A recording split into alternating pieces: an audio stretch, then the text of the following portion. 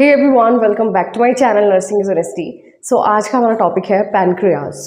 So pancreas is pale grey organ, pale grey colour का organ होता है और ये रेट्रोपेरिटोनियल ऑर्गन होता है। Retroperitoneal gland. अब इसको ग्लैंड क्यों बोल रहे हैं? Because pancreas pancreatic juice secrete करती है एंड उसमें कुछ ऐसे एंजाइम्स होते हैं जो प्रोटीन, कार्बोहाइड्रेट और फैट को डाइजेस्ट करने में हेल्प करते हैं और उनका ब्रेक डाउन करने में हेल्प करते हैं। दैट्स वाई हम इसे रेट्रोपेरिटोनियल ग्लैंड बोल रहे हैं। ये कुछ सिक्रेशन सिक्रीट कर रही है, दैट्स वाई हम इसे ग्लैंड बोलते हैं। ओके, इसकी जो लेंथ है 12 to 15 सेंटीमीटर होती है। कुछ इस तरीके की आपकी पैनक्रियाज दिखाई देती है।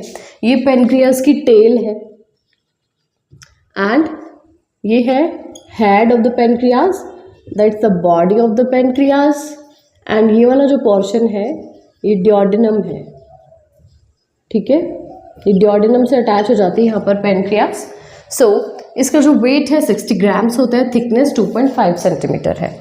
अब पैनक्रियाज के अंदर कुछ लॉब्यूल्स होते हैं, ठीक है, एंड लॉब्यूल्स जो है वो एल्वियोलाई और small alveoli, numerous alveoli and small acini से मिलकर बने होते हैं।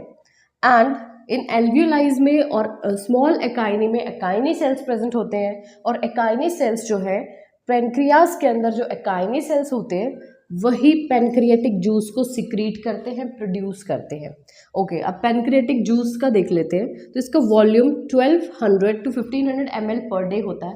पर डे में हमारी जो पैनक्रियाज है वो 1200 से 1500 ml पैनक्रियाटिक जूस प्रोड्यूस करती है, सिक्रीट करती है। और इस जूस का जो पीएच होता है, पीएच लेवल कितना होता है? 8 से 8.9, 8 to 8.9। So it's alkaline in nature.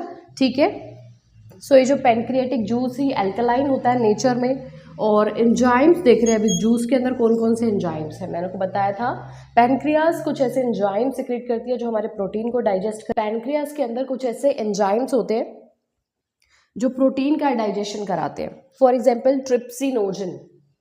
Trypsinogen trypsin में चेंज हो जाता है, कन्वर्ट हो जाता है किसकी प्रेजेंस में? एंटेरोकाइनेज या फिर एंटेरोपेप्टिडेज। तो एंटेरोकाइनेज की प्रेजेंट में ट्रिप्सिनोजन किस में कन्वर्ट हो जाएगा? एक्टिव ट्रिप्सिन में। मतलब अभी ये ट्रिप्सिनोजन है, एक एंजाइम प्रेजेंट है। अब इस ट्रिप्सिनोजन को प्रोटीन को डाइजेस्ट करने के लिए एक्टिव फॉर्म में आना पड़ेगा। तो एंटेरोकाइनेज क्या करवाएगा? ट्रिप्सिनोजन को एक्टिव ट्रिप्सिन में कन्वर्ट कराएगा। ठीक है, नेक्स्ट है काइमोट्रिप्सिनोजन। ये किस में कन्वर्ट हो जाएगा? एक्टिव काइमोट्रिप्सिनोजन में। अब देखिए इससे करना क्या है, जब काइमोट्रिप्सिनोजन एक्टिव काइमोट्रिप्सिन में कन्वर्ट होगा तभी ये प्रोटीन का डाइजेशन कर पाएगा। तो इसे एक्टिव होने की नीड है यहाँ पर। ठीक है, सो प्रोटीन का ब्रेक डाउन करा देते हैं दोनों एंजाइम्स। कौन कौन से? Trypsinogen and chymotrypsinogen. ये दोनों ही प्रोटीन का डाइजेशन कराते हैं, प्रोटीन का ब्रेक डाउन कराते हैं और इन्हें अमाइनो एसिड्स में चेंज कर देते हैं। ठीक है, आपने एसेंशियल अमाइनो एसिड्स स्टडी किए होंगे। देन आता है इलास्टेज। इलास्टेज एंजाइम जो है वो इलास्टिक फाइबर को डाइजेस्ट करता है।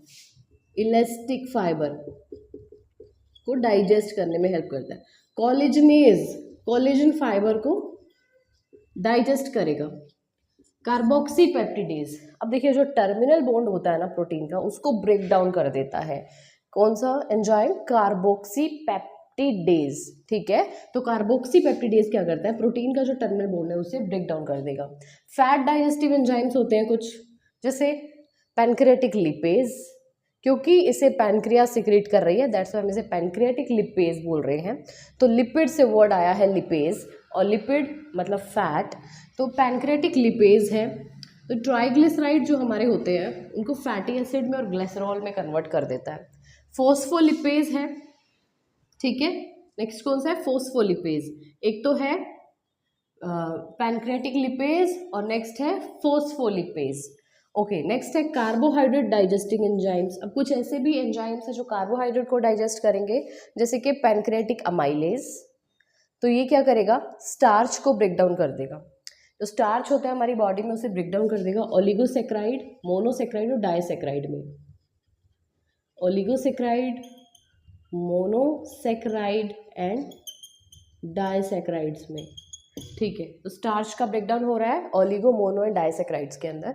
न्यूक्लिक एसिड डाइजेस्टिव एंजाइम्स भी होते हैं कुछ, जैसे राइबोन्यूक्लियेज है, ये आरएनए को मतलब राइबोन्यूक्लिक एसिड को डाइजेस्ट करेगा, और डीऑक्सी न्यूक्लियेज है ये डीएनए को डाइजेस्ट करेगा, डीऑक्सी राइबोन्यूक्लिक एसिड को डाइजेस्ट करेगा। ओके, सो आई होप आपको यहाँ तक का टॉपिक क्लियर हो गया होगा। अब हम ये देखेंगे कि पैनक्रियाटिक जूस तो सिक्रीट हो रहा है, और हमें ये भी दिखाई दे रहा है कि ये लोब्यूल्स के अंदर प्रेजेंट है। कैसे प्रेजेंट है? बिकॉज लोब्यूल्स के अंदर ही एकाइनी सेल्स होते हैं, और एकाइनी सेल्स ही पैनक्रियाटिक जूस को सिक्रीट कर रहे हैं। तो बेसिकली जो पैनक्रियाटिक जूस है वो लोब्यूल्स के अंदर है। अब लोब्यूल्स से इसका सिक्रीशन डक्ट के अंदर कैसे होता है वो हम देखते हैं। हमने देखा था कि पैनक्रियाटिक जूस लोब्यूल्स में होता है। कैसे होता है? लोब्यूल्स के अंदर एकाइनी सेल्स होते हैं, और एकाइनी सेल्स ही पैनक्रियाटिक जूस को सिक्रीट कर रहे हैं, प्रोड्यूस कर रहे हैं। तो जूस कहाँ प्रेजेंट होगा?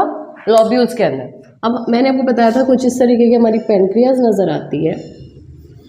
अब ये डिओडेनम में यहाँ पे ओपन हो जाती है फर्दर, तो डिओडेनम में अभी ये जूस को कहाँ जाना है? पैनक्रियाटिक जूस को डिओडेनम में एंटर करना है, ठीक है, क्योंकि यहाँ पर जो मेन ऑरिफिस है आपको यहाँ पर यही दिख रहा है, डिओडेनम ही दिख रहा है।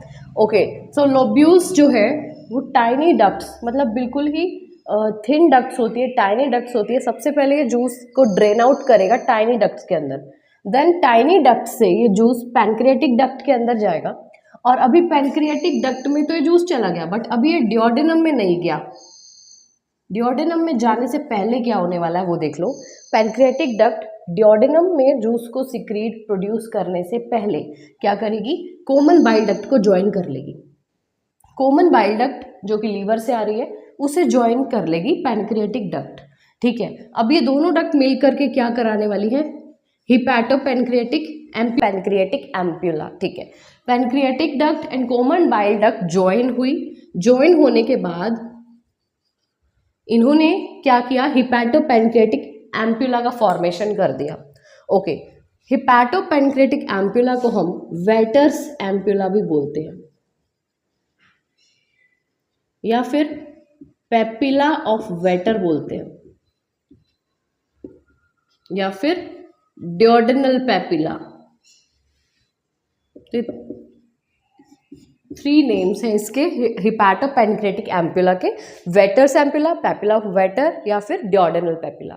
ओके, नेक्स्ट है अभी हिपैटोपैनक्रियाटिक एम्प्यूला के अंदर पैनक्रियाटिक जूस आ गया है। अब ये कहाँ ओपन होगा? हिपैटोपैनक्रियाटिक एम्प्यूला ओपन होगा हिपैटोपैनक्रियाटिक स्फिंक्टर के थ्रू डिओडेनम के अंदर। लास्ट में पैनक्रियाटिक जूस को डिओडेनम तक पहुंचना था, तो यहाँ पे क्या हो रहा है? पैनक्रियाटिक जूस डिओडेनम तक पहुंच गया है with the help of hepatopancreatic sphincter, या फिर हम इसे बोलते हैं sphincter of Oddi. So I hope आपको पैनक्रियास का टॉपिक बहुत अच्छे से क्लियर हो गया होगा। नेक्स्ट टॉपिक हमारा रहेगा पैनक्रियाटाइटिस का, जो कि 2 टाइप्स का होता है, acute and chronic. So I hope आपको आज का टॉपिक क्लियर हो गया होगा। कोई भी क्वेरीज हो तो मुझे कमेंट ऑन कर दीजिएगा, एंड वीडियो अच्छी लगे वीडियो को लाइक करना, चैनल को सब्सक्राइब करना, बेल आइकन को प्रेस करना नोटिफिकेशंस के लिए। Thanks for watching.